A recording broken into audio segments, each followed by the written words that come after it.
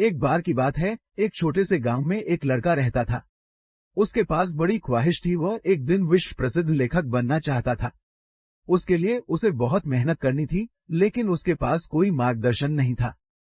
एक दिन उसने जब अपने गांव के नजदीकी शहर में एक पुरानी पुस्तक की दुकान देखी तो वह उत्साहित हो गया। वो पुस्तकधारक से मिलकर उसे पूछा, क्या आप मुझे अपने सर्वश्रेष्ठ लेखक की कोई पुस्तक दे सकते हैं? पुस्तकधारक ने उसे एक पुस्तक दी और कहा, यह पुस्तक इस शहर के विख्यात लेखक की कहानी है। ये पढ़ने के बाद तुम्हें समझ में आएगा कि लेखन के लिए कितना मेहनत और समर्पण चाहिए। लड़का अपने गांव लौटकर उस पुस्तक को पढ़ने बैठा। वो पुस्तक उसे लेखक के संघर्षों, विफलताओं और सफलता की कहानी सुनाती थी। ये पढ़ने के बाद उस लड़के में नई ऊर्जा और प्रेरणा भरी हुई थी।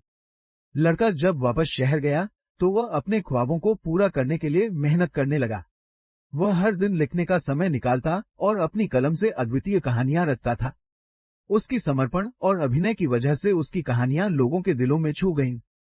समय बीतते बीतते वह छोटे से गांव का लड़का एक विश्व प्रसिद्ध लेखक बन गया। उसकी किताबें बेस्टसेलर हो गईं और उसे अनेक सम्मान मिले। वो अपने सपनों को हकीकत में बदल चुका था। इस कहानी से हमें यह सीख मिलती है कि सपनों को पाने के लिए मेहनत, समर्पण और संघर्ष जरूरी होते हैं। चाहे हम छोटे गांव के लड़के हों या बड़े शहरों के बच्चे, हमारे सपने हमारी मेहनत और प्रतिबद्धता से ही पूरे हो सकते हैं।